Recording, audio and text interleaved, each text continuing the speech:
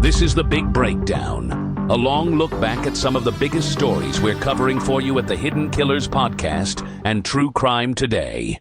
This is the Hidden Killers Podcast with Tony Brueski and continuing coverage of the case against Bryan Kohberger. He stalked them for months. He turned off his phone. He left behind just one thing, a knife sheath with DNA. The evidence, obviously, it is now public. The gag order is gone, and today we're breaking it all down with someone who knows exactly what those investigative steps look like on the inside. She's tracked killers, she's interrogated violent offenders, and she's here to walk us through how this case was built and what it tells us about Bryan Kohberger's mind.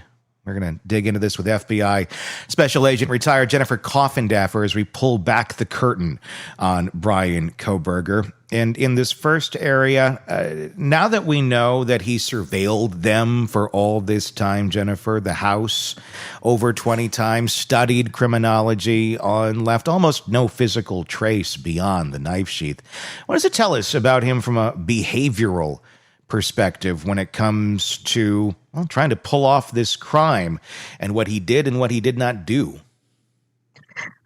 Well, Tony, what this really tells us is about how well orchestrated this was, how well planned this was, how well thought out, and how educated he was. Obviously, a PhD student.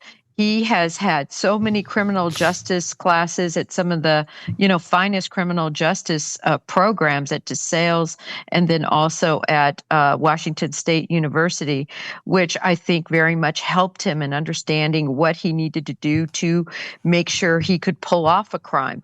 As you mentioned, the knife sheath was left behind. And then other than that, we have his footprint as well.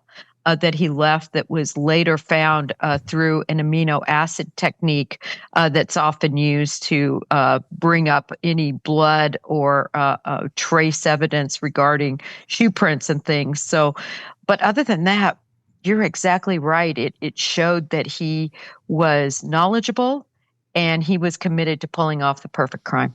It shows that, obviously there was likely some obsession here that was going on for quite a bit of time leading up into this case. I think now we're all trying to figure out, okay, how long was this obsession? What kind of pre-planning was going on? And there's little drips of information that continue to come out. A lot of freedom of information requests have been put out. And in fact, the powers that be are slowly putting the pieces out there for us to see and to be revealed as to what they were looking at all this time. Some other pieces have continued to come out in various pieces of reporting. I was getting into the James Patterson and Vicky Ward book over the last week when I was gone in the airport. It's called the Idaho 4. There's some new reporting in there.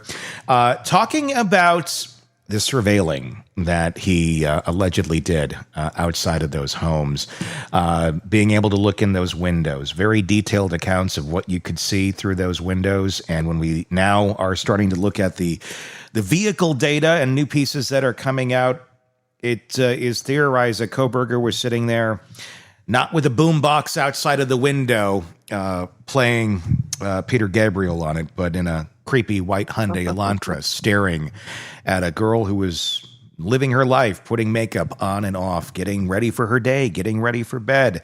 That's an interesting thought to think that he's out there doing that. Yeah, Tony, he learned this in my belief is really through what BTK did. This was exactly the modus operandi of BTK. And I'm not saying that from the standpoint of the type of serial killer I believe he was, doesn't match up necessarily to BTK, but how he conducted his business and surveillance exactly lined up. I teach in my classes all the time, if you are a young woman or a young man and you live by yourself, no one else is there, you have to change up your routine. Turn on different lights when you come in, exit from different ways, do different patterns to your school or your work. Don't make everything the same, because they absolutely hone in on that and follow what you're doing so that they can know where you're at in that house and when you're there. And that's a scary thing about characters like this is they can sit there out in the silence, and had he never acted, no one would be the wiser. there would have just been this creepy guy that he knew. He has the memories of sitting out there and staring into this window, and allegedly watching Maddie Mogan get ready and live her life as a young, beautiful college girl, just kind of starting out. The fact that someone like this has no prior violent criminal record, is it odd that then escalated directly to this brutal 4-person homicide, or is there more to Bryan's story that just isn't on the record that we're going to slowly learn about it? Not saying necessarily out murdering other people, although there are questions, but more so this sort of stalking-ish behavior, this sort of just in the shadows, I'm there, you don't know about me, but if you did find me out, what I'd be doing would likely be borderline, at least criminal behavior in some way, shape, or form. Right. I think that it would be very interesting to see all his movements, not just to 1122 King Road area, but were there any other areas, either when he lived in Pennsylvania, when he lived in Idaho, any other possible targets that he just decided not to go for? Mm-hmm. In other words, would we see the same pattern in another neighborhood nearby or any place in Pennsylvania before he moved to Idaho? I would be very interested to see all of that, because I would be surprised if this was just the first go around. Certainly, I've always said I think it's the first go around pertaining to murder, or but not burglary. I mean, I've always thought he could have possibly even dabbled in going in a house of somebody that he was interested in when they weren't there. So I think that there's a lot out there. But to your question, did he particularly target these people, and did he do anything else in the past? Again, I think it was limited to these surveillance moves. We are learning some new things. Some new allegations are out in that book, The Idaho 4, from James Patterson, from a family friend. And I don't have their name on top of me at this moment in time, but a family friend. It was a young child that he grew up with, and the mom and the parents realized that every time Bryan would come over, things would go missing. There was some very expensive things that went missing in that home. And this was back during Kohberger's heroin days. The allegation is that he was taking these things. It was around the same time he stole his sister's phone and then went and tried to, he did sell it at the mall kiosk for money. His dad turns him in, he gets in trouble. The family friend also makes allegations in the book that Kohberger was stealing directly from them on times where he could sneak something out of the house and nobody would get caught. It was only after he was going through the 12 steps in rehab that he came back to say, I'm sorry for stealing from you. He had a very large history of stealthy, creepy behavior that went under the radar for years. I'm just wondering how that then manifested from stealing an iPhone or an iPad to your friend's mom's jewelry to let's go kill 4 people. Well, when you look at the motivation for those crimes, I believe it truly was money motivated to support his heroin addict or addiction. But this is what's unique about it. Look at who he targeted. People who he should love, his sister, friends, family. In other words, just again showing the lack of empathy on his part. The fact that he didn't care who he hurt and how close to them he was. So many people who become addicts and need money, they focus on strangers. They go into their homes and take and steal because they don't want to hurt the people they're closest to necessarily, because they have that empathy. To me, it just reiterates what we know, what he's personally said in his writings and what he has shown. And that is, he just doesn't care about anyone. Is that a sign when you're an investigator that maybe you're on the right path, when you take a look at someone and they have a pattern of basically victimizing people very close to them that they supposedly love, that they still are engaging in regular personal relationships with, but have a record of hurting them with seemingly no empathy and no no regret whatsoever that maybe this person is capable of far worse if they're capable of that? Oh, absolutely. You look at that from a victimology standpoint. You look at that from trying to figure out who is sitting across the desk from you or who you are investigating as to whether they could have committed this crime. Tony, when you see people victimizing the people that they're closest to, you're dealing with a different animal than the ones that victimize outside their inner circle.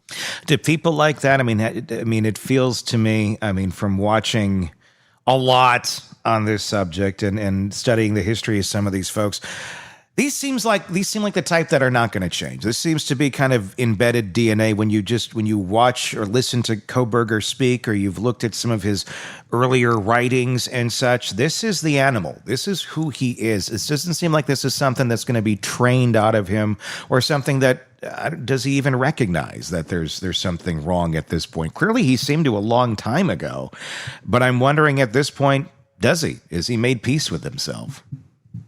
Oh, I think he recognizes it, and I think he doesn't care. I think he crossed the bridge where he learned to embrace his deepest, darkest wishes and desires. What came out in the through source information on the Dateline special was very interesting about how the pornography he liked. The pornography of young women who were asleep, who were drugged, so much in line with Ted Bundy. The necrophiliac sort, the type that wanted a victim that absolutely could not respond to anything. Same with Dahmer. Dahmer, a similar type of the victim that they wanted to attack. It's really gross, and certainly he knew how dark he was, I think. What I'm wondering about with him, and this is just conjecture, is was he naturally that dark of a person? Was he someone who gravitated toward looking up that sort of dark pornography? Someone who gravitated toward the dark idea of killing people in the way that he did? Or was this another extension of learned behavior? Because he had such trouble identifying who he was and what he was, and then he started studying these horrible minds like Ted Bundy and BTK and such. And did he just go, well, I can learn that too? And took on, because it almost feels like he took on the persona of other killers to make the killer that he is today. But I suppose you could look at those killers too, and everybody gets inspiration somewhere. Well, I think when you look at him, and I agree on the inspiration, I think he looked at a lot of different avenues, studied a lot of different serial killers. We know that because of all the classes he took and took under Ramsland and other classes that he took. But I truly believe it's like being a pedophile. No one just wakes up and becomes a pedophile later. Mm-hmm. They become a pedophile, I think, because of something deep and dark that's within them that sexually arouses them. And at the end of the day, the biggest thing I think to denote is this was a sexually motivated crime that he did. Did he get to act out? No, because Kaylee was in bed with Maddie and it surprised him. And Xana was up. And all the things that just went wrong in the visualization of what he thought was going to happen that night, it all turned south for him. But this was sexually motivated, Tony, and this is something that I believe you're born with, so to speak, some, desire like that. Either you have it or you don't. Yeah, some sort of horrible primal something that exists in certain people. Let's talk about the investigation a bit. This is an interesting one. This is one where they didn't sit down and question him. What do you know about this? It was an immediate arrest. Once they knew at least who they thought was their guy early on, they came in and broke the door down at his parents' house in Pennsylvania. In a case like this, how rare is it to see a case to be this tight without ever interviewing the suspect, without ever having any sort of, conversation with mom or dad or people next to him before they go in and make that arrest? That must show that they were very, very confident from the start that this is their guy. Yeah, when you have a case like this, first of all, you can imagine the fright that gripped Moscow, even though early on the messaging was nobody needs to be worried Hmm. about this. This is just a targeted event, right? Hmm. And then slowly the truth really came out. And I think their messaging was so horrible. As many of us said, listen, you have somebody capable of killing 4 people out there. This community is definitely not safe. And certainly the FBI knew that and law Hmm. enforcement knew that. And so the full court press and the ability of them to really put this case together with a approximate 20-page probable cause affidavit, which was just part of the evidence they had. They went in there strong. Remember, too, they received very special from the judge. They received the special ability to go in even before the normal hours of a hit, what we call a hit, right? At Hmm. 6 a.m. They went in before that. And this is very rare.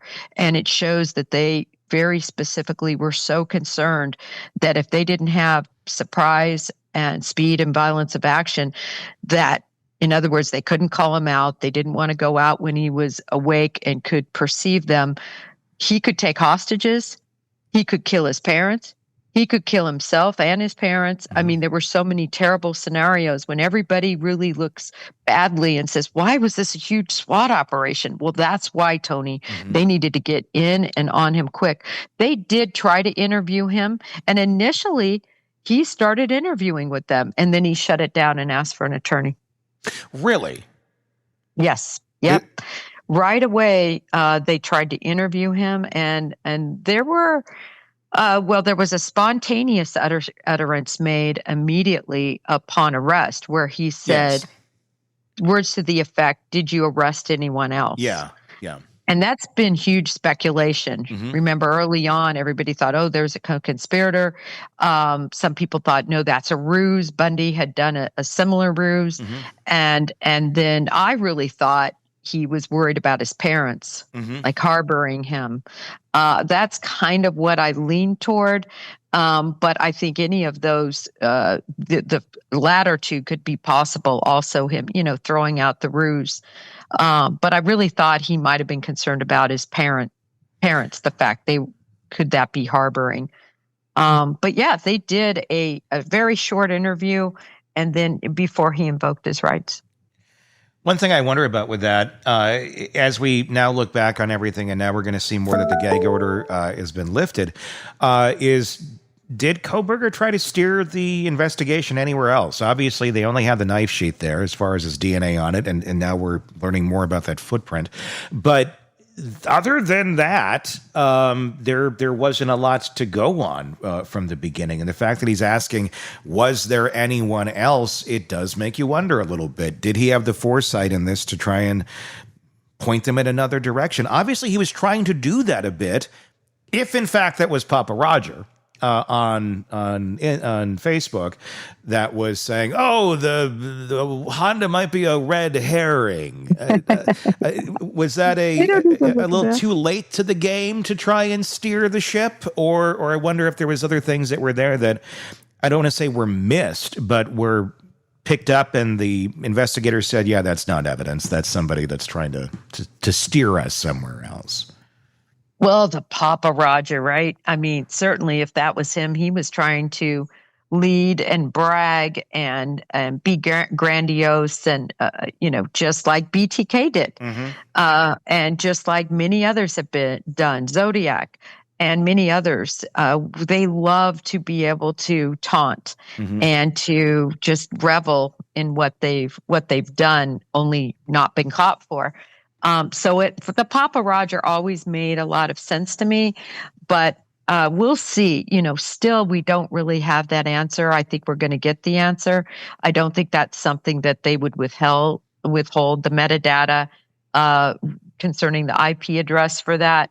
At one point, I know that source reporting from within side, was that definitely it was Papa.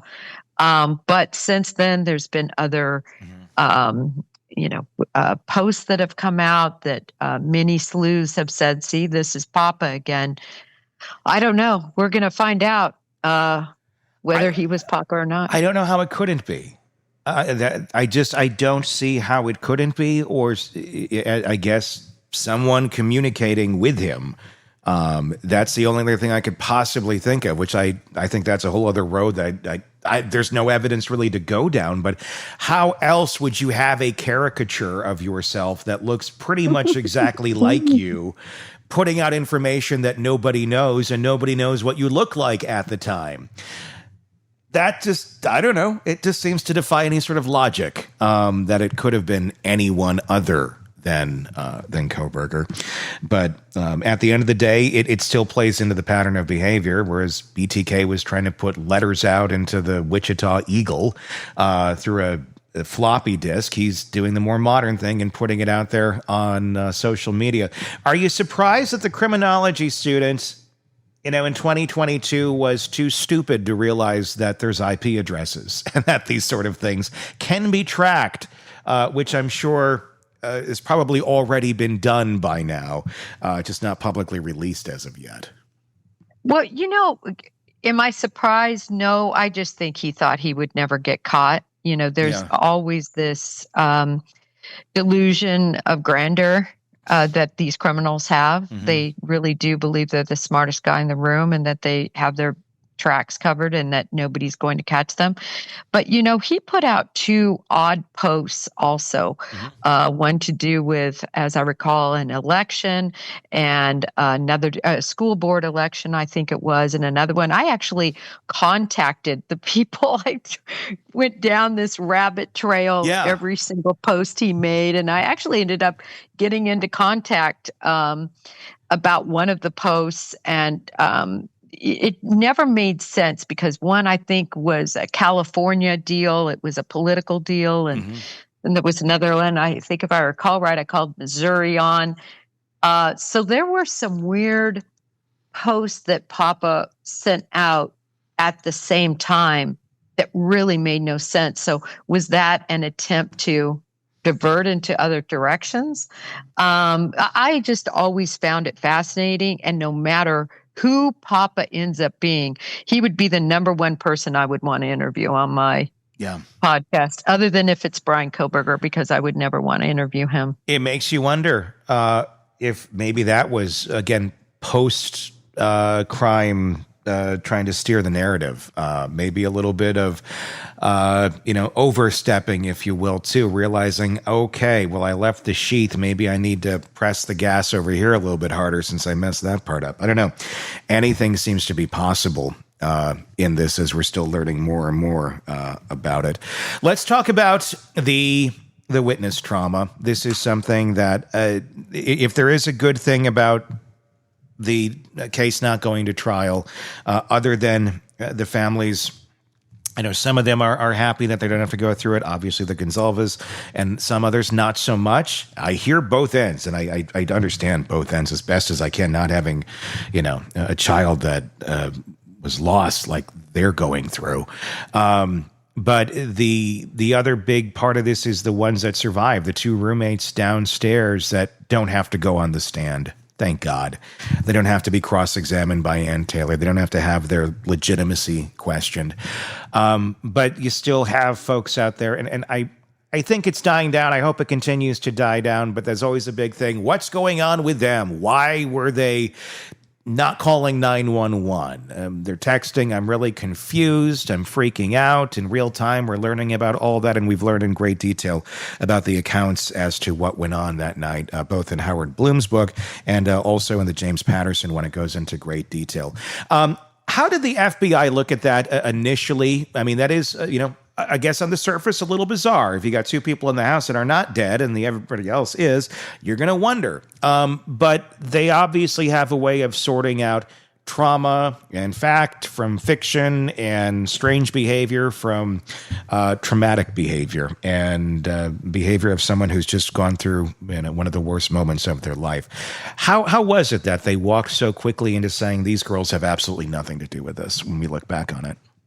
Well, anytime you have a murder investigation, you start from within. You start in the smallest circle of people who are associated with your victims. So in this case, of course, the roommates are about as close as you can get because they were approximately close and they were emotionally close and they had a relationship with them.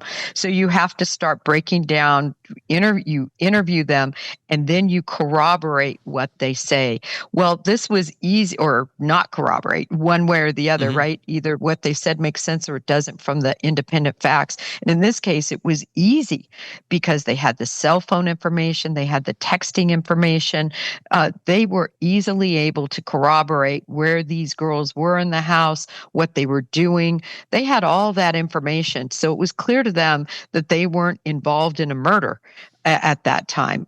There was no blood evidence leading to them, no DNA evidence. I mean, these girls hadn't covered up anything. Yeah. And so thankfully, one of the things in speaking of messaging that department did, Moscow, they were brilliant in putting out, these people are off the list.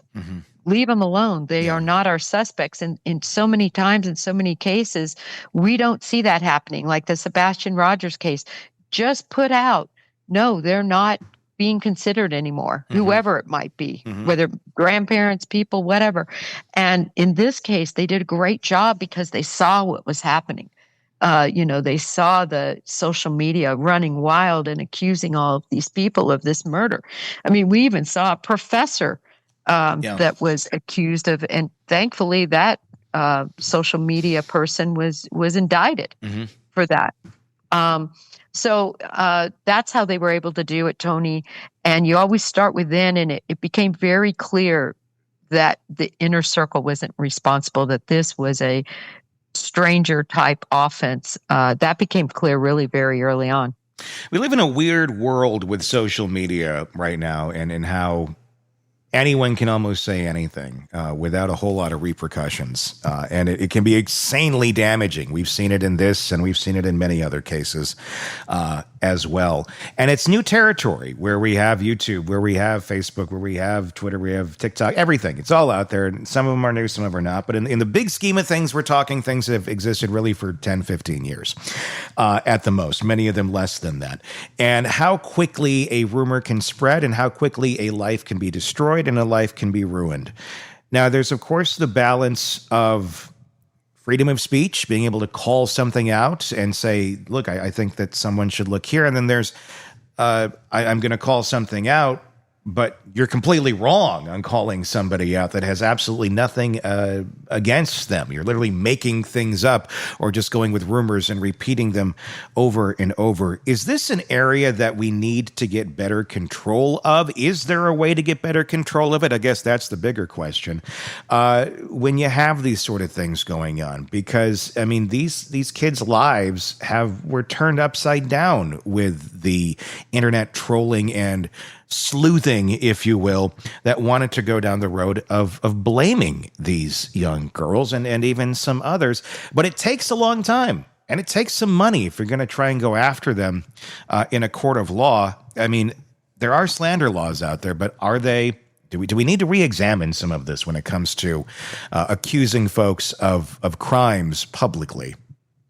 You know, the slander and libel laws, I just don't think have ever caught up as of yet to really what's happening with all these social media venues. Yeah, they're just not caught up, and they need to really be rewritten. And it's interesting because slander and libel, of course, they have sort of two pieces. Well, certainly the defamation portion. You also have to prove that the person actually has had negativity happen to them, right? In other words, that something bad has happened as a result of the slander. In other words, did somebody lose their job? Did somebody get falsely arrested?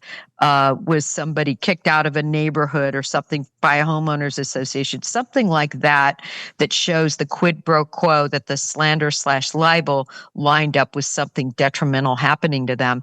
And that, of course, is so often what the issue is, right? I mean, you can have a straight libel and slander suit where you just show a lie.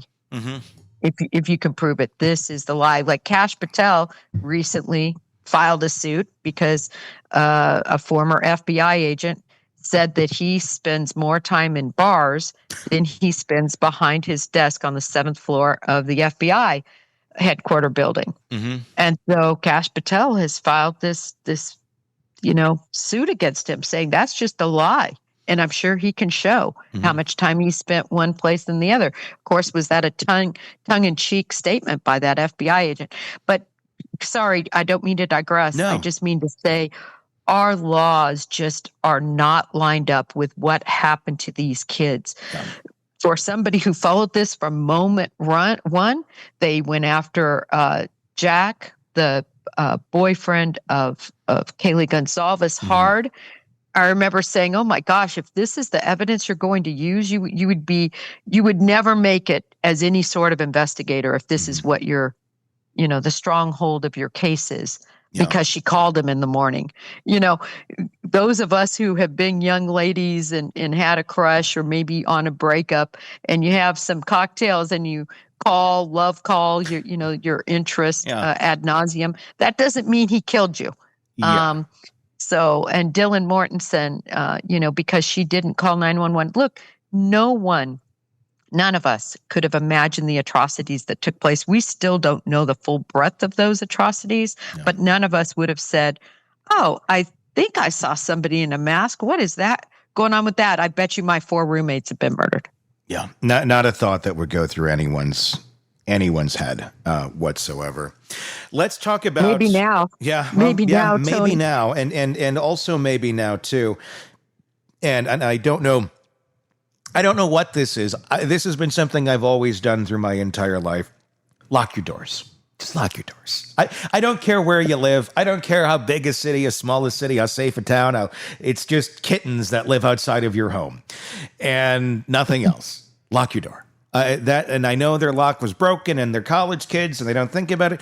I feel like there needs to be a little more stressing of the importance of safety and these sort of steps with young people, because there seems to be, as all young people do, feel a little bit, unstoppable and, immune from anything. But until it happens, I don't know what it'll take for that. I don't know it ever will. I think there's a nice comfort in feeling you don't have to until it's too late.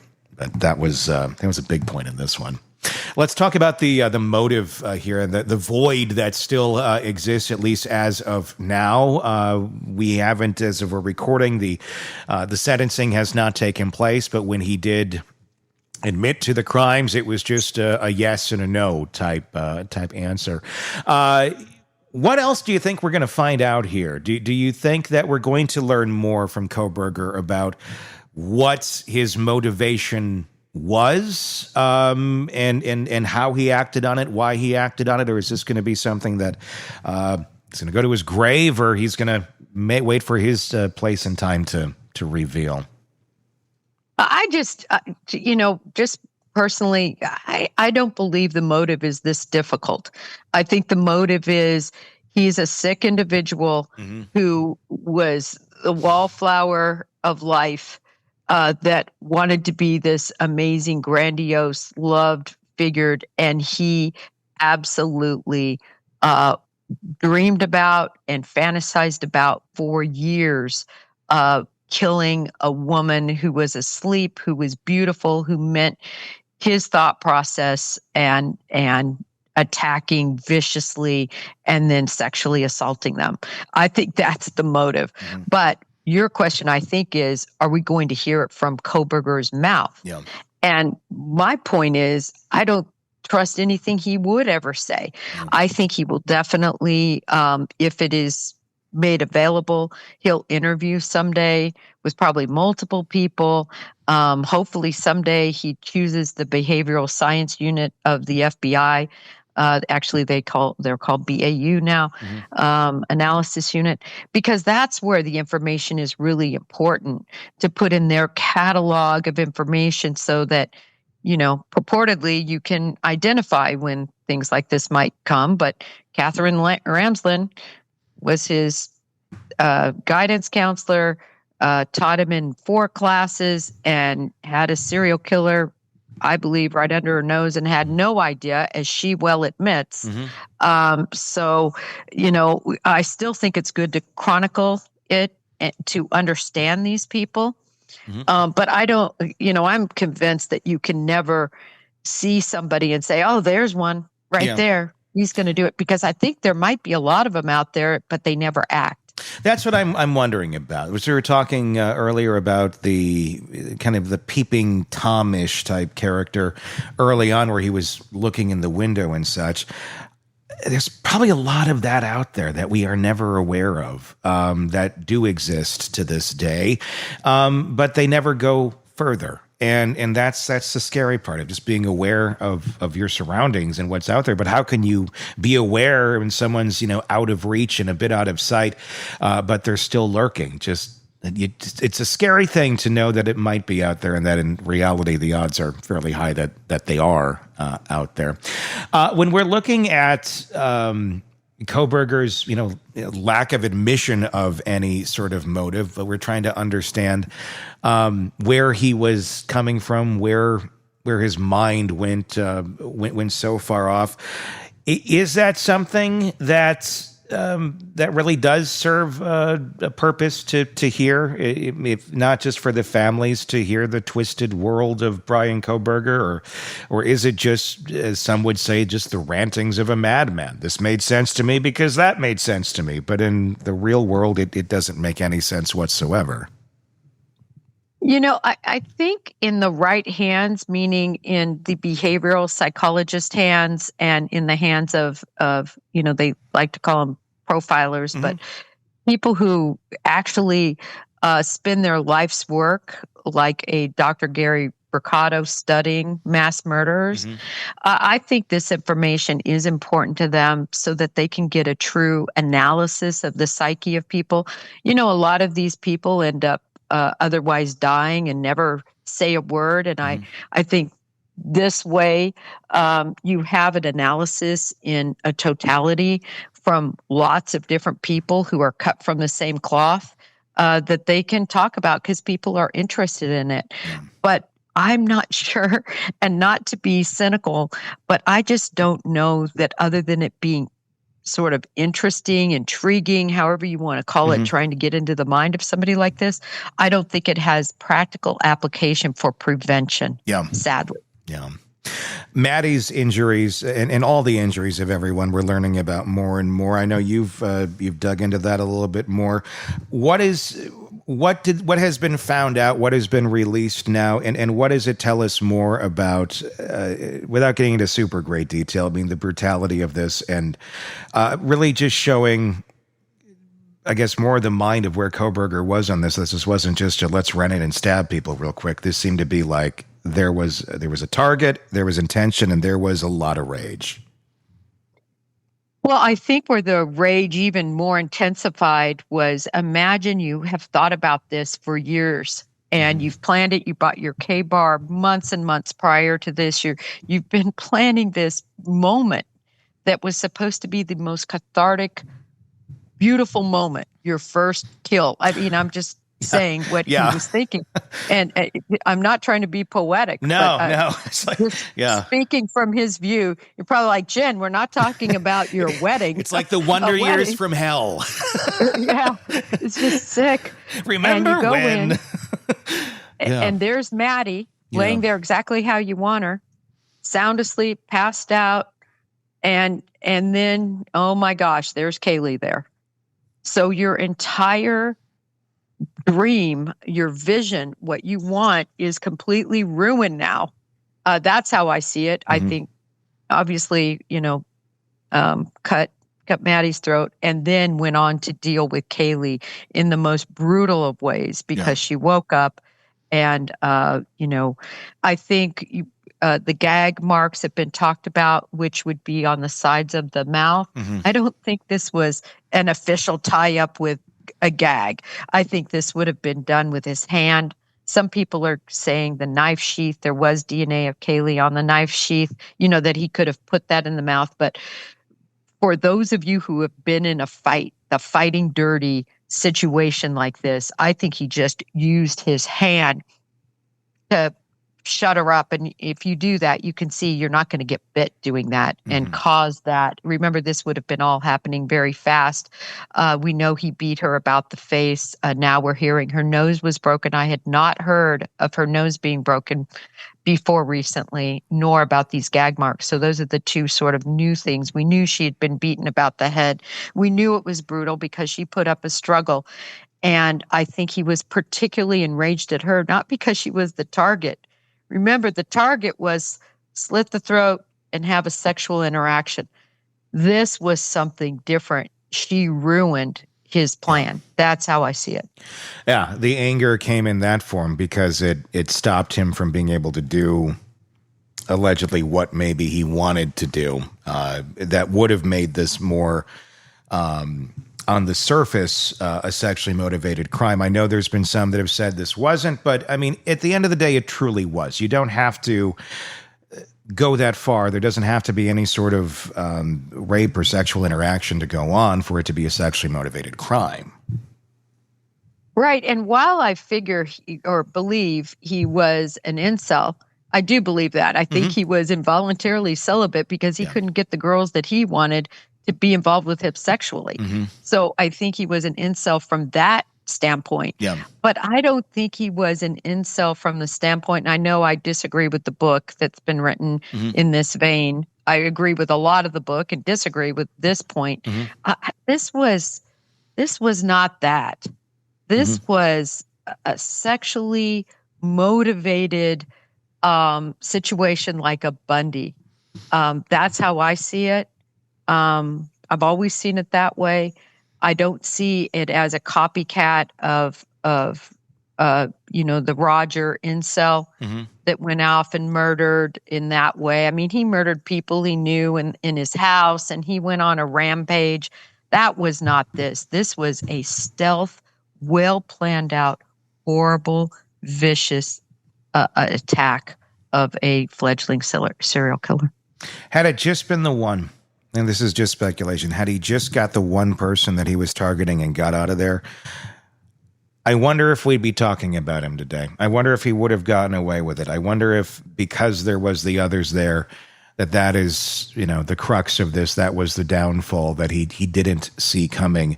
And I also do wonder if walking out of that house that day, knowing he killed 4 people, if that empowered him mentally as well. If because he walked out with far more than he was expecting. I'm wondering if that gave him more of the gusto to become, if he was in fact the Papa Roger, the taunting and that sort of stuff. If he thought he was really, too big for his britches, as I guess my mother would have said in 1985, after walking out of there. What do you think? Well, 2 things. First of all, I completely agree with you. I think it was the tussling and the rampage situation with Kaylee that caused that knife sheath to dislodge. He had to have had it secured on his person in some way, either in his pocket, if he had the coveralls on and then underneath had the other outfit, or if he had regular pants, which is a possibility. We don't know. We're going to find out. If he had that secured in there. Again, you always want your knife sheath handy. Typically, you don't want it on your belt because it's hard to draw. Everybody can picture that. The pulling for the knife out of the sheath is very difficult to do it when it's on your person. Still, it wasn't obviously affixed to his person. We know that because it was left behind. Would it have been left behind if he simply had done what he planned with Maddie? I don't know. To your point, and that we might not know it was Bryan Kohberger, or at least have his DNA in this strong case. So I agree with you. That knife sheath was the ticket to a conviction. What are you waiting to see come out? What are you most curious about that has not yet, as of our recording, been released? I want to know about other possible victims that he had planned. And I think that they have a lot of that from the standpoint of other surveillance. I really am curious to see if what I suspect is true, and that is that there were other 1122 King Roads. He focused on that one, and that's the one he went with. But if there were any others out there, any other people that, wow, they didn't know how close they were to this. I want to know about that shoe print. I've always wondered if that Van shoe was his shoe.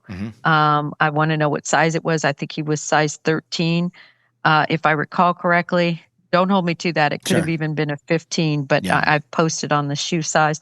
So I think they know if it was that large size of shoe.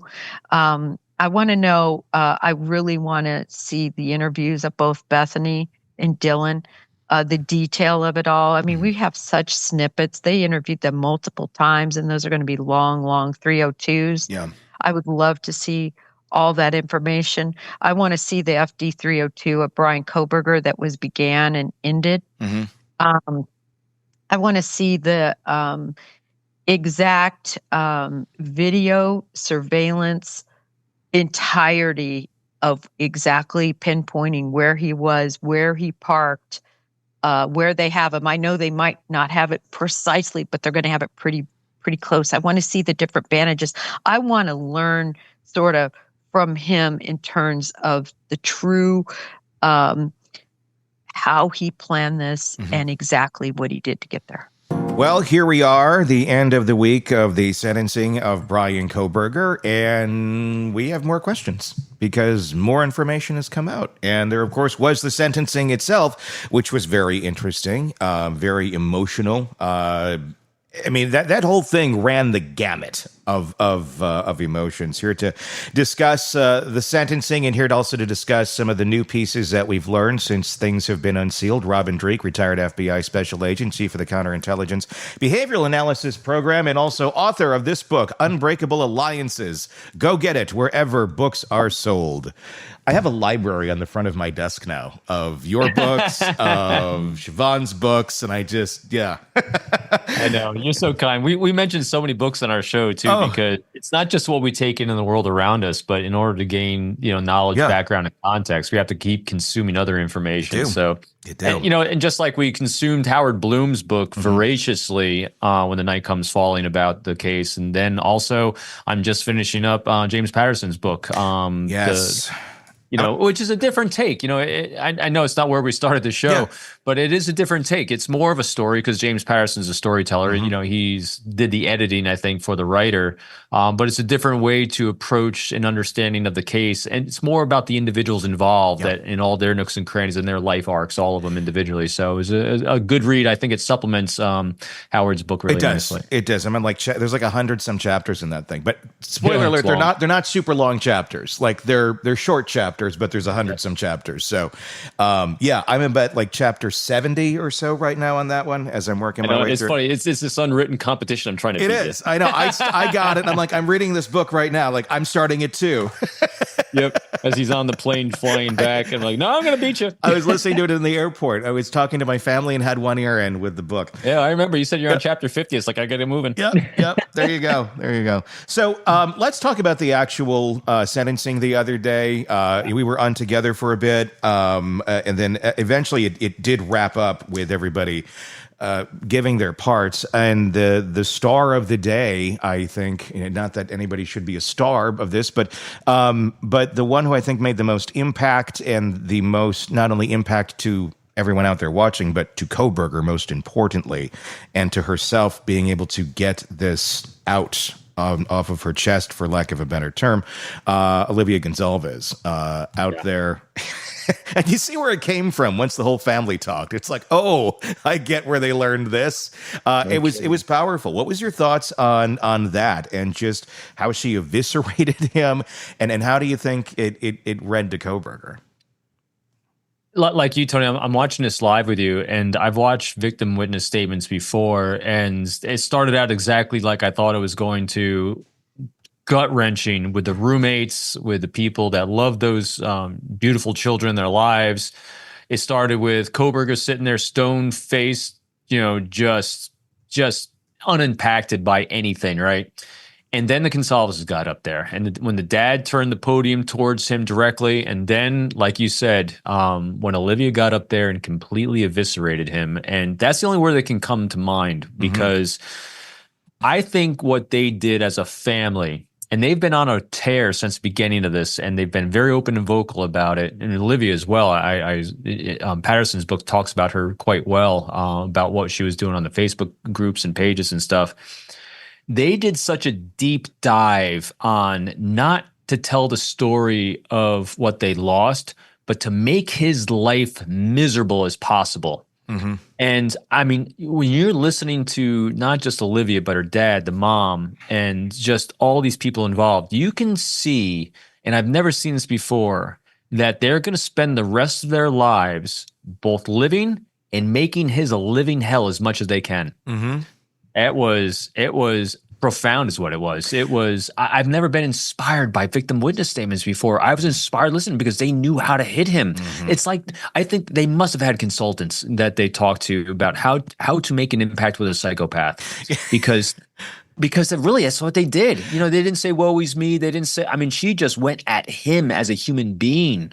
I have no idea. I mean, if she wrote that herself, I mean, it was wonderfully written. But I'm not trying to downplay her performance by any means. It was amazing. But I do wonder if ChatGPT was involved. Just a hair. I mean, and I would use it because it helps you craft what you're wanting to say in the most impactful way possible. And I could see like that would have been very helpful in that sort of case to really just. I mean, it was precision strikes directly at Kohberger's psyche. And now the second part of what you said, Tony, how it landed with him. Yeah.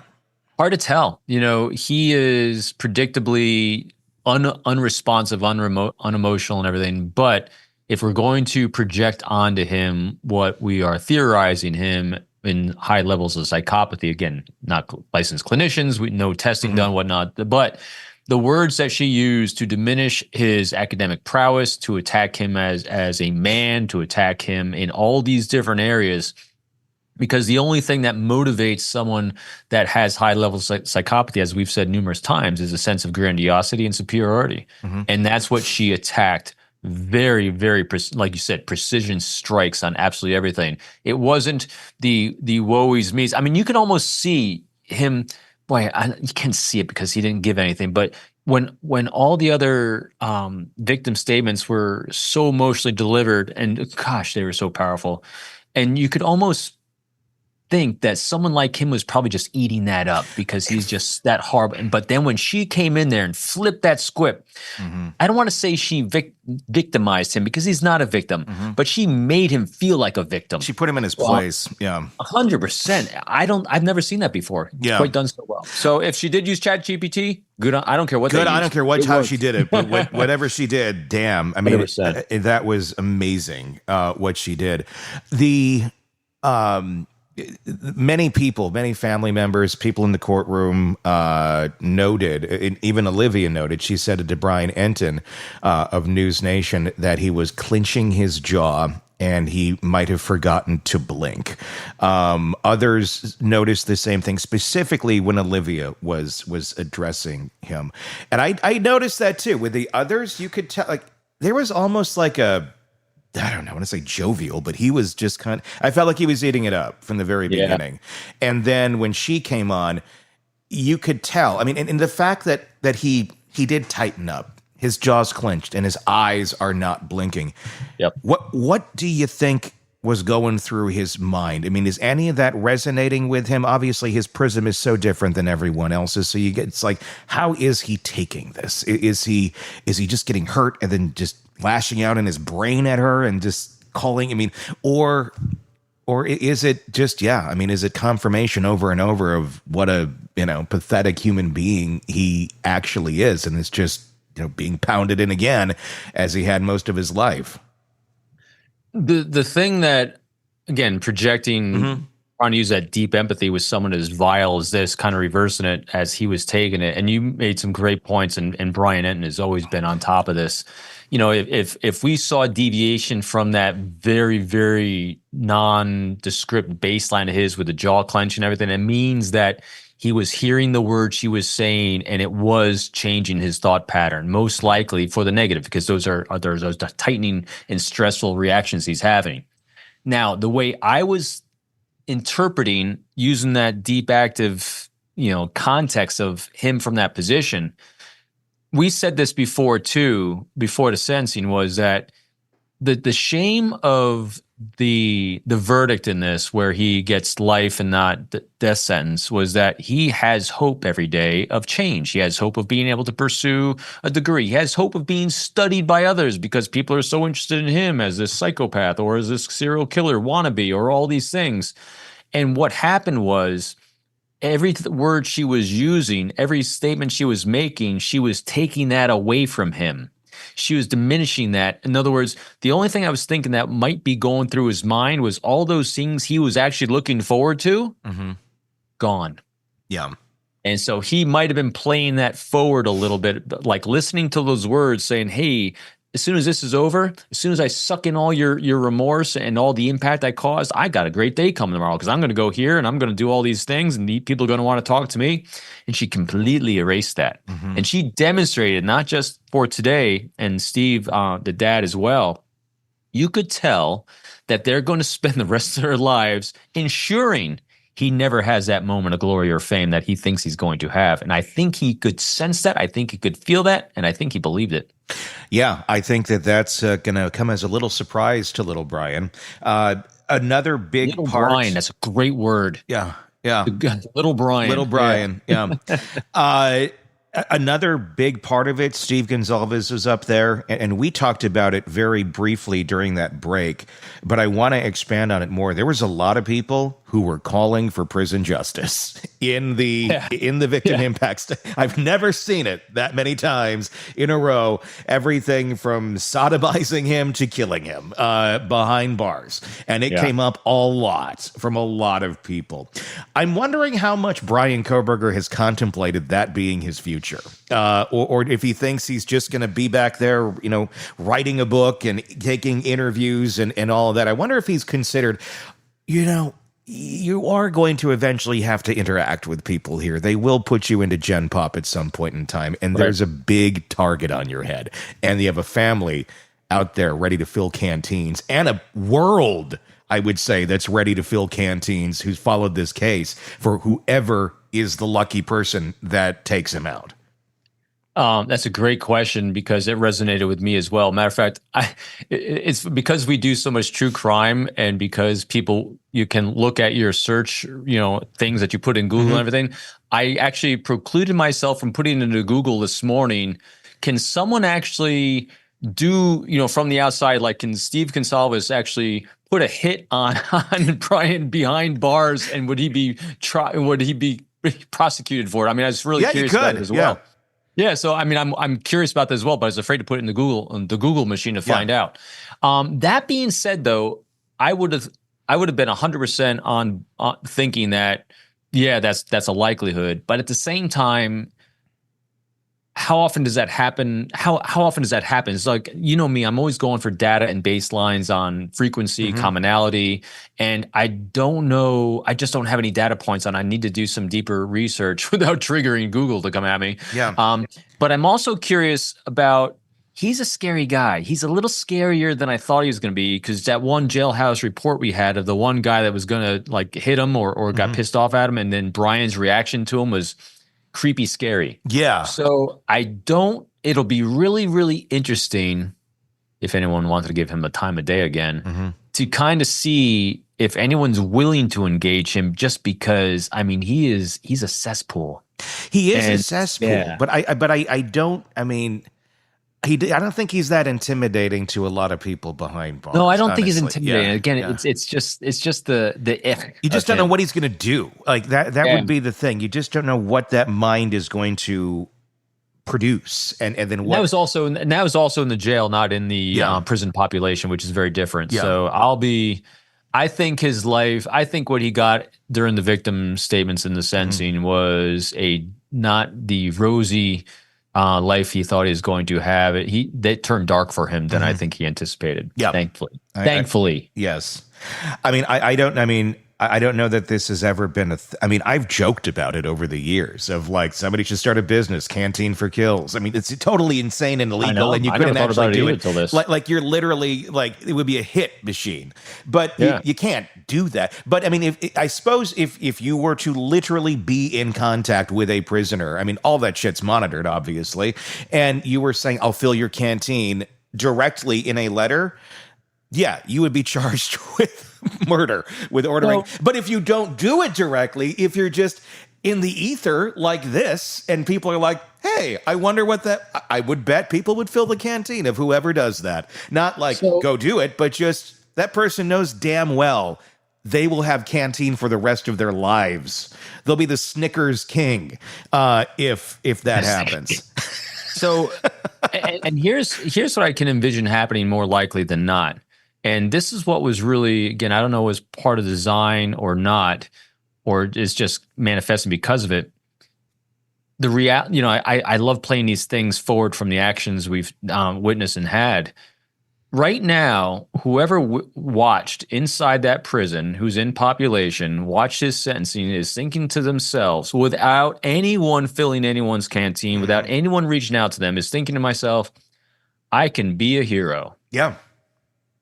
I don't have to do anything, and I will be a hero. You don't even need incentive, honestly, I think, on this. I mean, exactly. See what I mean? Yeah. So the Gonzalez's actually set Kohberger up for a very, very rough time whenever he actually hits general population, no matter what anyone else says from that point of view. That to me was the most grandest strategy, whether by design or chance, that I've ever seen, because he's doomed. Yeah, they didn't have to like be pen pals with anybody behind bars. Although I do wonder if they are. I mean, right. Because think about this too. Yeah. So so you go to other wackadoos, broken brain, people like Lori De Belvallo behind bars who killed her kids, but she's got this element of crazy charisma behind her, that she can manipulate people and everything because she can become likable. She can endear herself because she's just a nutter, right? Kohberger's not even likable to anyone by anyone. And so he can't even rely on his personality to get by, to at least make one ally. And so I don't see a good day for him coming. Ever. No. Thank God. As far as we know, as far as I know, and tell me if you've found out anything different, Kohberger's dad was not in the... That's what I heard too. I didn't get confirmation, but I heard it was just the mom and a sister there. That's what I was understanding too. Again, I can't confirm it, but that's what I generally believe from what I've heard. What do you think that says? Dad's the one who seemed to be the one that was, reaching out. He would go drive with him back home, and he did it more than once. The last time was the last time he did it, but that wasn't a unique thing. He did try to basically be there for his son that he knew was a bit off. He's not there. I mean, for something like this, I don't think it's a, well, shoot, I have to work moment. I'm going to guess there was some meaning behind that. I don't know if it's meaning other than he himself, because, just think about the pain he's in. Just think about the pain that the family's in. And I like that they acknowledge that. I think, again, this is the 30,000-foot level we don't know behind the scenes. But, you have a family. Every family's been devastated by this one horrendous individual. And you got a dad who tried so hard to save his son, and ultimately he failed. Yeah. And he's now got to listen to, can you imagine sitting in that courtroom, listening to all these people say these things about your son?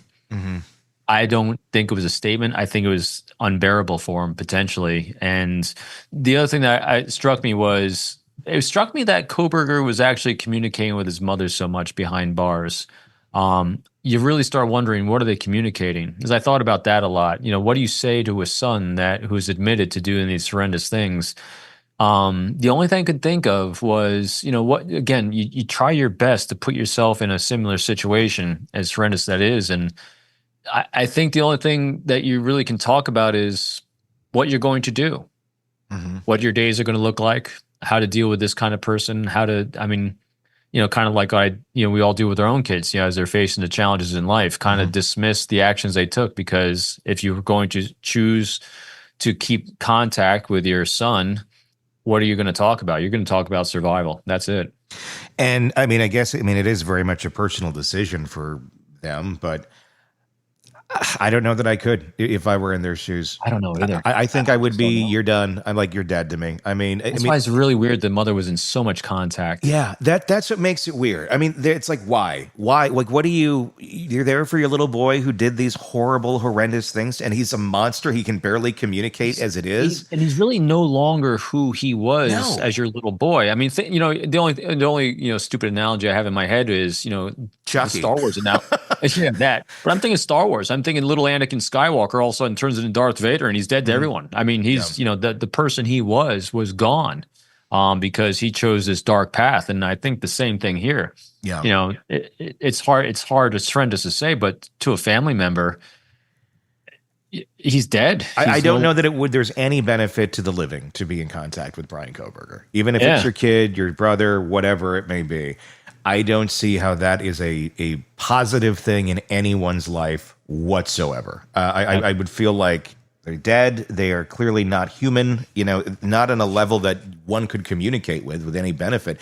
I feel like you'd be feeding the monster in any way, shape, or form, giving him any sort of little bit of positivity in their day of allowing, mom to talk to him. Like, I don't know. I wouldn't want to. I would like be too. Waiting for him to die. I think she's feeding the monster. I think you hit it right on the head, and that's a shame. Again, it's pure conjecture. We have no idea what they are talking about, but you feel for her, but don't feed that monster, man, because he's not your little boy. I'm wondering how much those jail calls are similar to the ones of Stefan Stearns, the guy who killed Matty Soto. Those jailhouse calls are out there. We've played them before. And dad is a more pragmatic one, not necessarily getting into the emotions of it, but I think pretty much knowing his son is a monster. But mom is the one who seems a bit more in denial about the whole thing. I have no idea what those conversations are like now that he's admitted to all of these things and taken the plea. But I do wonder, I don't know, there's a line, I think, at some point where it's like, I'll be there for you no matter what. Not this. Not this. You slaughter 4 people and you have zero empathy or remorse about it. And not just that. They're looking at him in the courtroom. Yeah, he didn't give a rat's ass. No. Where do you, as a parent, where do you even make the connection? I don't even. The hardest part for me to understand during this whole thing, believe it or not, was. And I'm not doubting it, because Howard Bloom's got a great insight to this and other people have a great insight too. Because when you watch him in the courtroom, you have such a hard time imagining that what anyone thinks is going to influence his choices. It's hard to imagine he's going to make a choice to make it easier on his parents, because he doesn't seem to give a rat's ass. Yeah. Psychopaths don't care about others. I'm not doubting it if people are saying it and there's data points for him to support it. I still think he did it for himself. He thought, kind of like what we were saying before, I think he said, all right, I'm looking at the data. It's not looking good for me to get off. So the best thing I can do is, hey, let's create this new future for myself. Where I'm going to be this, I'm going to be studied, I'm going to write a book, I'm going to do all these great things, and I still have something to look forward to because I didn't care about the world anyway. And I think, in my mind, but since he's all about him and the grandiosity, he decided to get the plea deal when offered to him again, and probably pressed by defense because she knows she's losing. Less so than I did it for mom. Does he look like the type of guy that you'd say, I did it for mom? No. See, that's what I mean? The data doesn't support it. He's me. Make my own future. Be in charge of what I think happens. The only thing I can contemplate would be they're talking a lot. He is getting something out of mom's communication with him. And I'm wondering, Howard contemplated that mom was in control for a while, saying, don't take the plea, don't take the plea. I'm wondering if mom eventually said, take the plea.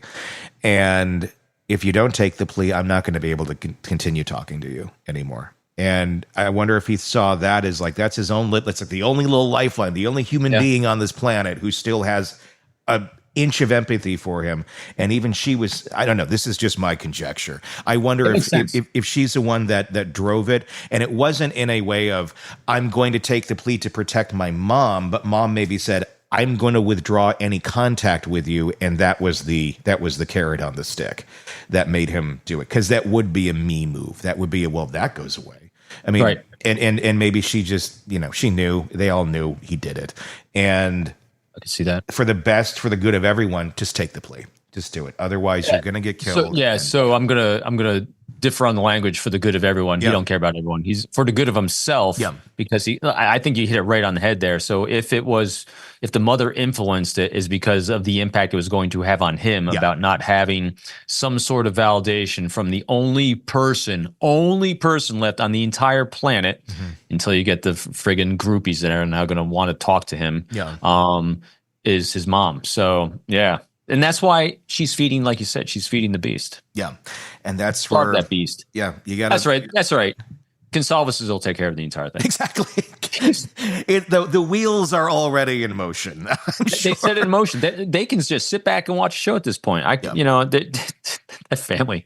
I tell you what, anyone that is if any of them are unemployed at this point, I mean, who wouldn't hire them? I mean, those are doers. That's a family of doers. Yeah. No kidding. No kidding. Problem-solving doers. I put a question out on our YouTube channel.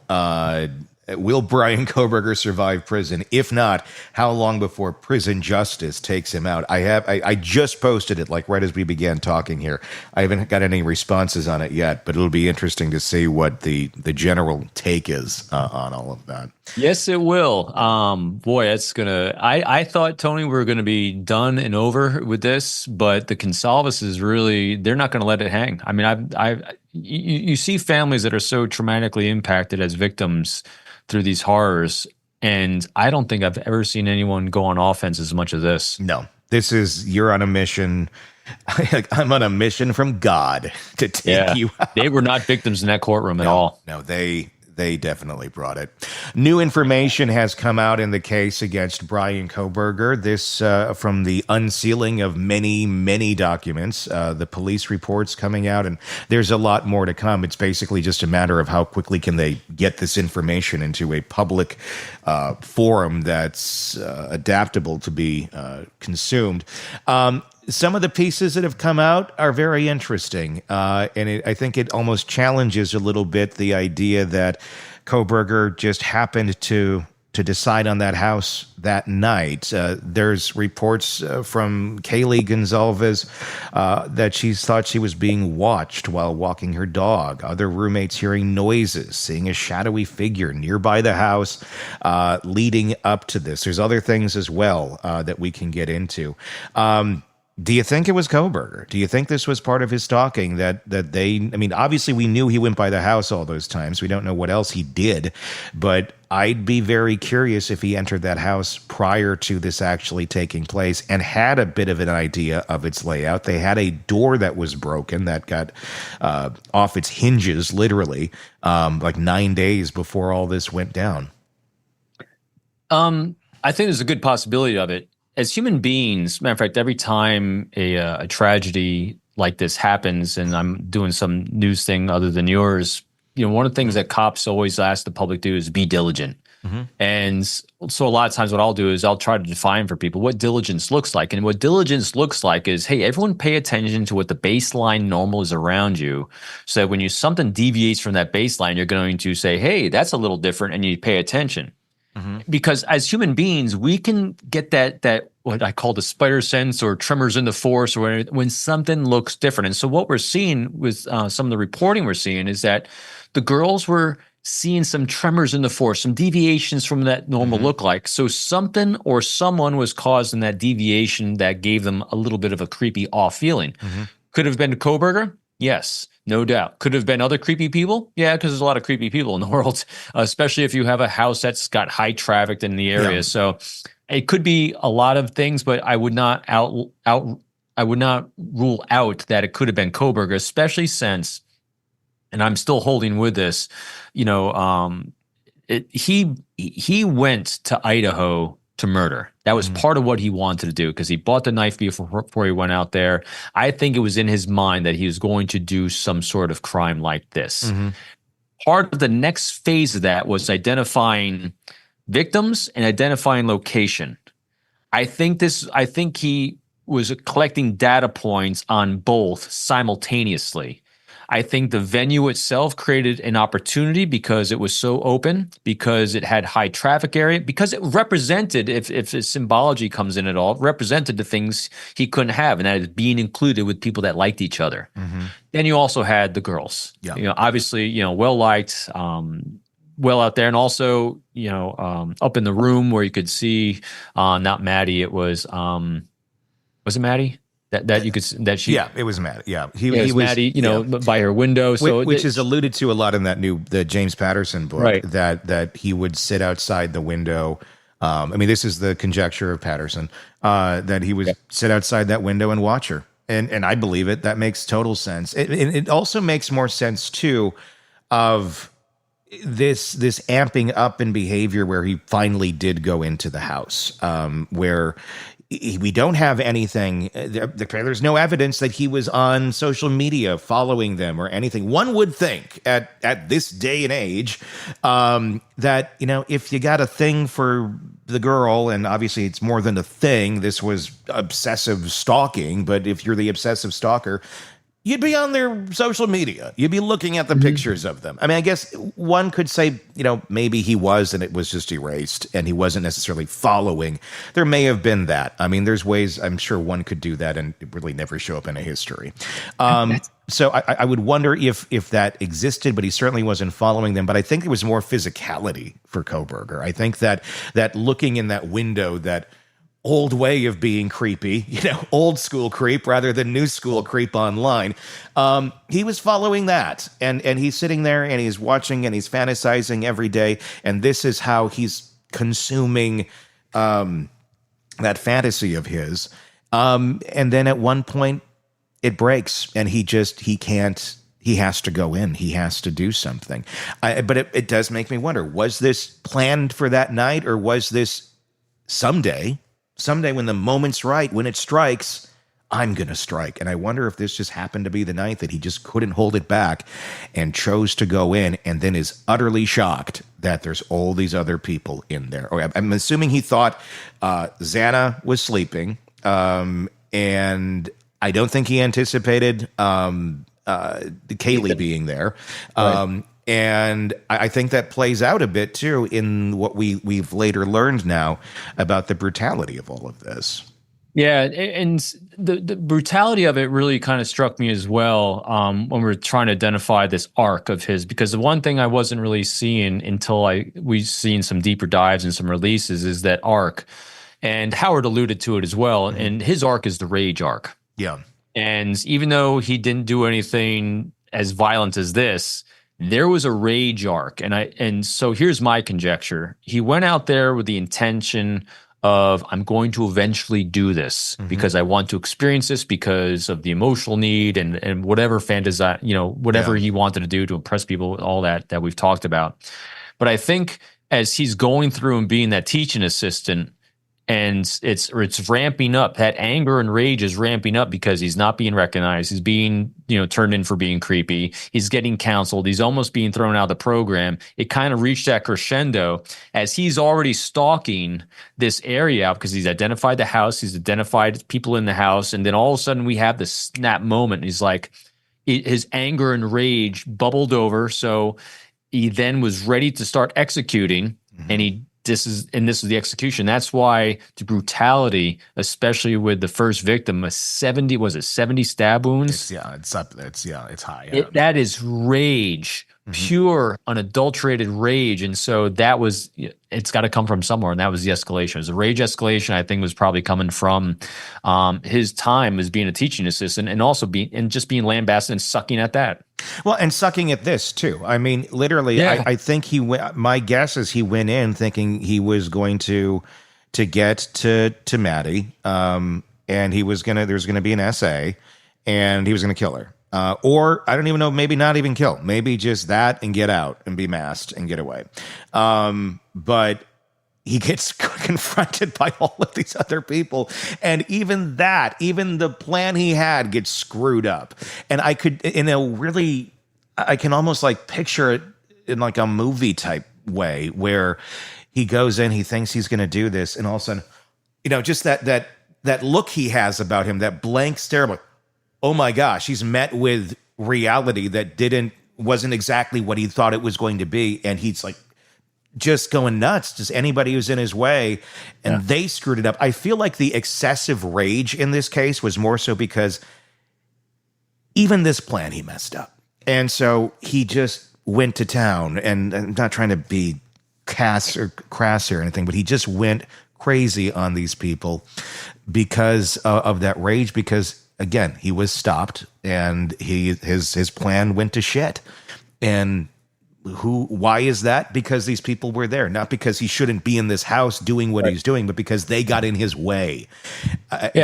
There's no other explanation, really. And from the very beginning, I remember, when we started covering this together 3 years ago, the first thing that struck me, and it's held true throughout this, is that he planned this as if this was a final in high school, and he's a student, and he's going to execute this, and his supreme arrogance was his undoing the entire time, because he failed this exam and he could not. This guy, thankfully, could not innovate. Yeah, he could not take something new, take a new data, and as much as he thinks he's so smart and great, as Olivia was saying, he's a horrible student. He's the worst student there possibly is, because he didn't learn a thing outside of the stovepipe of what he thought reality was. And he thought this stovepipe in which he saw the world was it, and he's completely right, and everyone else is an idiot. Yeah. Which, as tragic as this is, I still think had he been a better student, he would not have made the mistakes, and this might have continued to go on. Oh, we also learned how sloppy he was as well. There's Tinder messages out there now, and this would have been big as evidence had this gone to court, connected to Kohberger, where allegedly he's mentioning K-bar knives and dark fantasies of like, what's the worst way to die? Like people talk about on Tinder. And doing it on that Facebook page as well. What on earth? This is just how screwed up his mind is in terms of like, oh yeah, go on Tinder. People are looking for that. They're looking to find a partner. They're looking to hook up. They're not looking to chat about K-bar knives and the worst way to die. But Kohberger thinks that's going to be the calling card to get some. Here's something I hadn't thought of before, but when you're talking about that on Tinder, it really made me think that there's some time ago, I actually looked up the stats on this, and it's true. And here's what true. I don't remember the exact numbers, but the number of people and by gender that are into true crime, it's vastly dominant on the female side. Females are definitely much more into true crime stories and stories like this than males definitely are. And I really wonder if part of his motivation was that. How so? Maybe trying to, so he's kind of talking on these forums. He's on the Facebook page that was created around this case and Tinder, and he's on these forums trying to share his expertise and get these thoughts and opinions. And who's he interacting with for predominantly on these sites? Women. Yeah. Well, because look at his attorney team. I mean, I didn't know that he had a whole lot of choice in that matter, but yeah, he's. I thought it was. I know funny I'm on the way out on the conjecture thing on that one, but it's just since you brought up Tinder on it and what he was posting, it's like, it's the only time I'm thinking about it. It's the only time where he's actually having an interaction with a female that actually might have been halfway interested in the things he was saying. Yeah, I mean, it's interesting because he has this rage for women, and he's being represented by all women. Who did not look happy in the courtroom with him at sentencing. Oh my God, that there was like Ann Kohberger used to be, or not Ann Kohberger, Ann Taylor.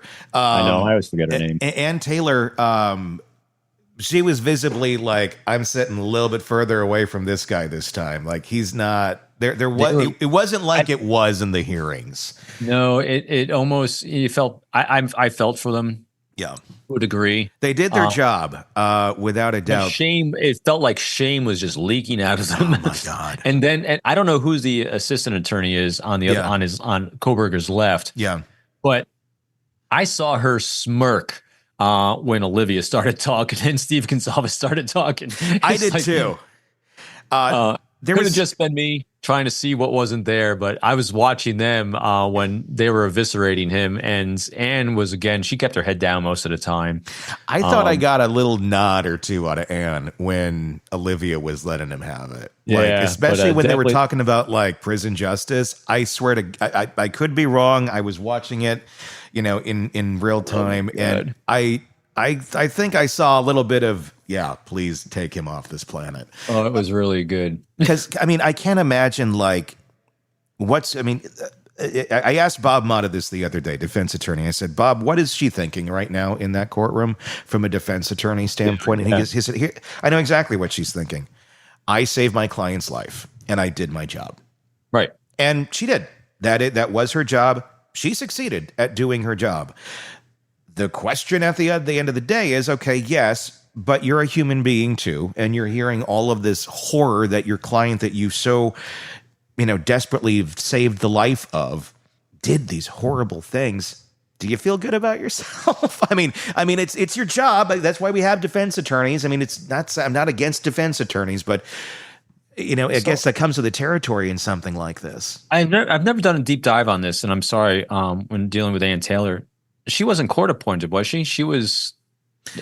She was court hired, appointed. Right? She was court appointed. Was court appointed. Yeah. Okay. She was the only one of and the issue with it was because there was very few death penalty qualified appointed attorneys. Remember that in the state, and she was one of them, and that's who she got. Hey, because it was the only reason I asked, because I was curious. Like, she did a really good job for court appointed. Oh.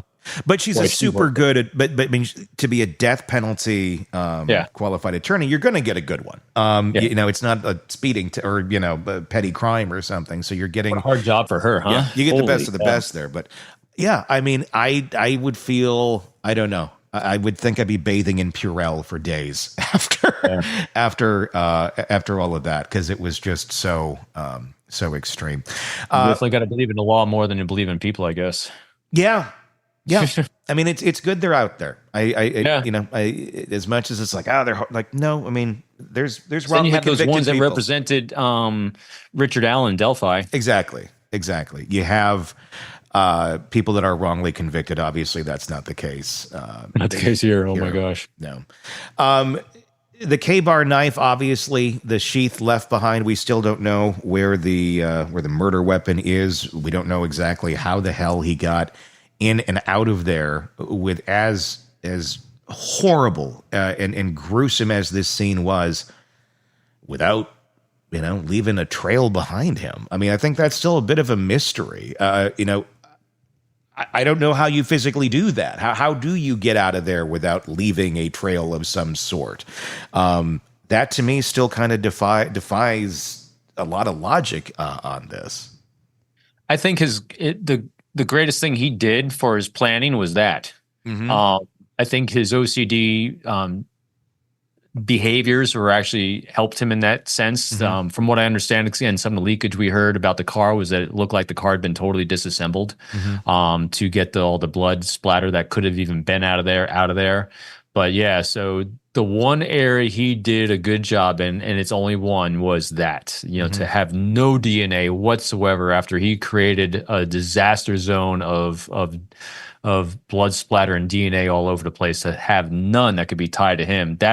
I think that's going to go down as one of the most profound things too, just because, especially with our technology today. Think about it. We were able to get a minor, I think it was a thumbprint, like half of a thumbprint, not a thumbprint itself, but the DNA off a snap of a knife sheath that was under a bloody body, to be able to tie it to the dad to go back to him. Yet they could find not a molecule of any of the victims anywhere on him, his car, his apartment, or anything. That's remarkable. And they didn't find it. I do wonder if it was there, because there's a couple things I look at in this case and go, you mean the knife? Not the knife, just in general. Like, was there more evidence that was missed? in the investigation itself. I mean, the house got torn down. I do wonder, because there are elements to this that they've come out and said, well, this is that. One of those specifically being the Papa Roger online persona. Yeah, and they said, no, that was not him. We have concluded that was They said it wasn't him, really? They said it wasn't him. I don't believe that. I don't believe it either. I don't. I don't. Then you didn't look hard enough, I think, is the answer to that question. You didn't look hard enough, because there's no way in hell someone had a online picture that looks just like Bryan Kohberger releasing information that no one else has knowledge of publicly before. No, it was him. How else would this have happened? How else would you, if it was a different picture, sure, maybe so you could have some nutcase out there just spewing stuff and it just happened to be right. You don't have some nutcase spewing it and having the picture of Kohberger. And so here's, even when you're looking at these online forums, and there's a lot of noise because there's a lot of people on them that were doing it. The thing in that case too, with the Papa Roger thing is, so people are generally commenting on the same thing. So you're going to get a wave of statements, of theories, and all these things that are waving like this. And then you have only one person that spikes up like this with the things they're saying, like, you got to pay attention to that one because that one's different. What is making that one person different in the things they're saying? Because there's a spike, because you have a normal behavior of all these other people, but you have one spike. Now, if there's like 3 to 5 to 10 other people saying the same thing, maybe. But one, that's, again, laws of probability. I'm always going on probabilities. So the probability of that actually having been him is higher than it not being him. I mean, look at this. And I know, I remember when that photo came out. And the damn name, Roger. It's a nod to Elliot Roger. I know. Of course it's him. And that's when I saw that it's not him. Look harder. Yeah. So what else did we not look hard enough at, too, is my question. If that you believe is not him. And why do you believe it's not him? What was the thing that brought you to that conclusion? Was it an IP address? Can you definitively tell me who it was then? Or can they definitively say off the record, we know it was this person? I mean, I don't buy that one. I know Coffindaffer posted about it because she was big on it. She was probably the biggest person on it forever. And I'm actually talking to her this afternoon. I'm curious to get her thoughts. But she had tweeted about it saying, okay, it wasn't him. I was wrong. I don't think she was wrong. I just... Again, let's just look at data. Yeah. Let's look at the data points. It was Papa... what the hell's the name again? Roger. Papa Roger from what I understand, he was the only one that came out with these theories about the knife and all these things and started out of everyone. Yeah, and started steering people away when they were talking about the Elantra, things that were like solid of like how to find him. No, that's a red herring. He steered people. But it's one person. See, that's when you got a spike. It's one person.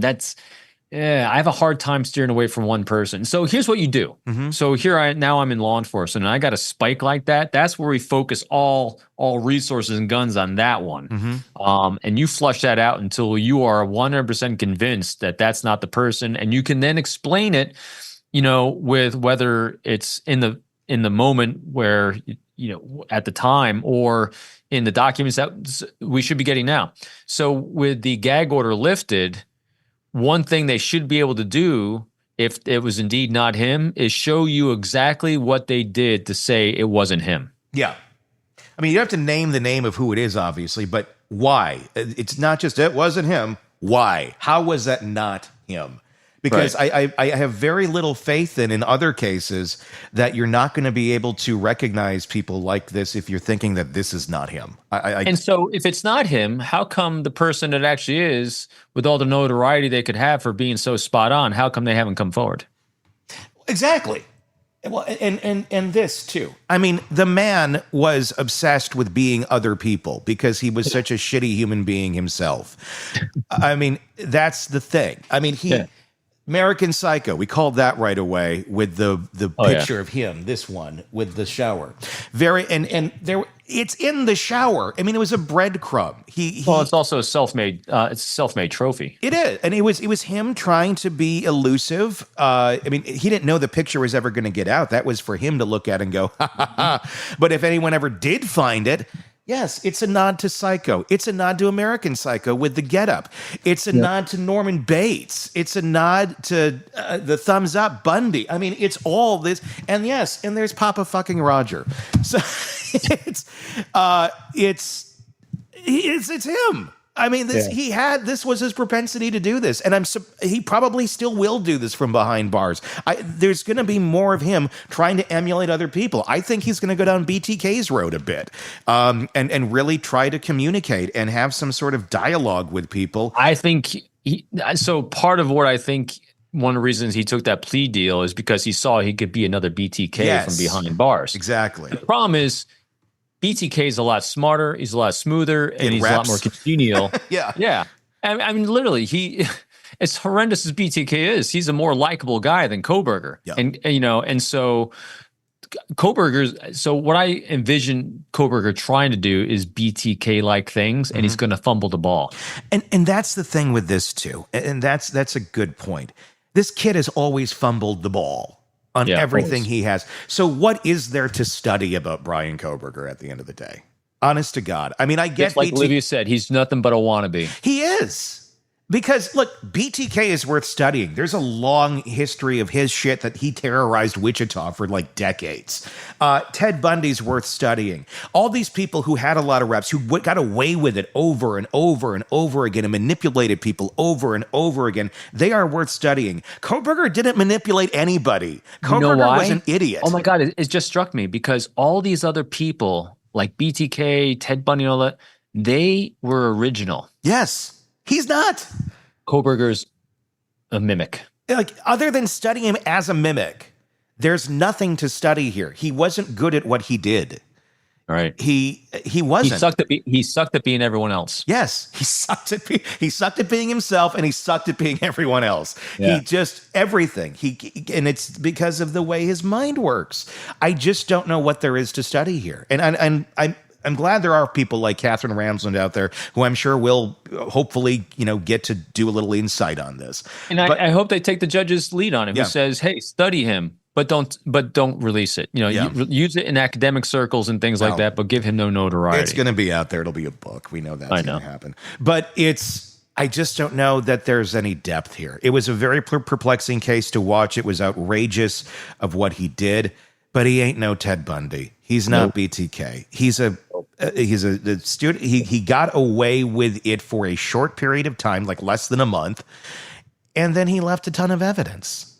Failed wannabe. Yeah, I mean, because it wasn't just the knife sheath and the DNA as being the linchpin. We're learning now there's a lot of other stuff that they were going to bring out. The car had him nailed really good. Yeah. The cell phone data had him nailed really good. I mean, because again, he operated in such a stovepipe for someone that we're theorizing was planning on murdering people for such a long time.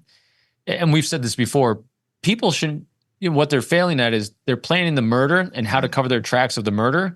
They're not learning how to cover their tracks of the planning of the murder. No, he's not this elusive enigma that I think. He's not smart. No, he's not. He's blinders completely. And that's what his biggest downfall is. He had dumb luck about cleaning up his mess of blood. Mm-hmm. He was good at that. His OCD served him well there. And that's the only thing he did good. Yeah, he screwed up throwing his trash away. He screwed up. His alibi.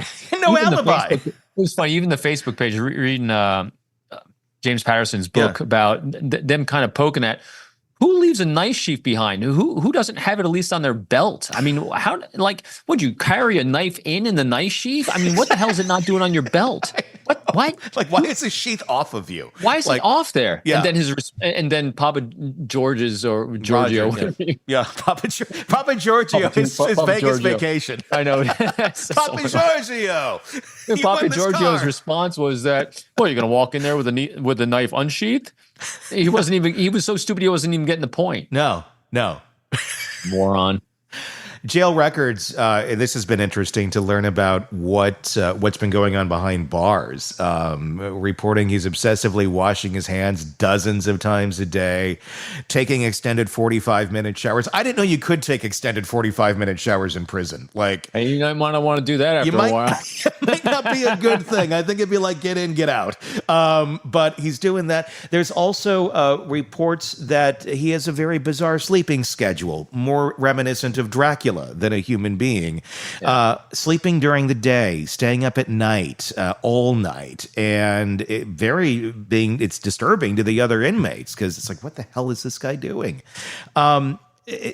Obviously, and also asking to speak to a priest immediately after being arrested. With some of these new things that we're learning about his behavior behind bars, what do you make of it as a behavioral expert? I still think it's just a case of real broken brain.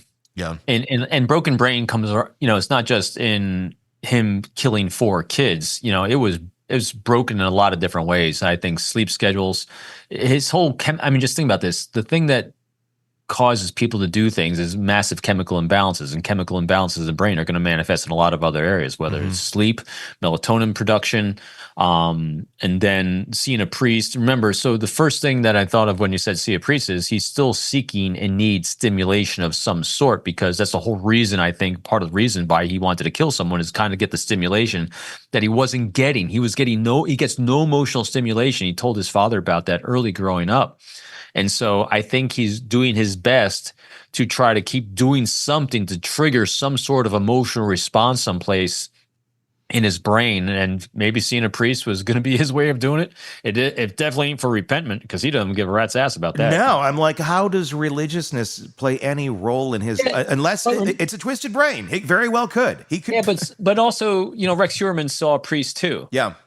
So, it's self-serving. It's someone being able to tell you what you did is okay, and you'll get forgiven for that. So think about this. So what do priests do when they see you? They listen and validate you. Mm-hmm. Yeah. And what's his mother doing? Yep. There you go. So when he can't talk to his mommy, he's going to talk to a priest. Not because he's religious, but maybe someone will sit there and listen to him rant about how he is. I'd like to pay a priest to go tell him he's going to burn in hell. like have the priest go and just like Olivia Gonzalez. Like, I want it to be like that, where he thinks he's going to get a nice little like church time, and it's like the church lady like on crack. Bring Martin Short in there as the church lady. Like, you're going to hell. Yeah. It's sad we're laughing about it, but I think he just that. It's because of the Gonzalez's. They really did a good job of helping us all deal with this. They really did, because they helped all of us go on offense with him in a much more profound way than I ever thought anyone could ever do that. I've never, because look what we're doing. We're laughing at him. We are. And there you had. Yeah, it's so pathetic once you look, and once we're learning more and more about all this too. It's like, holy shit. So think about how awesome this is, and how those Gonzalez family did this.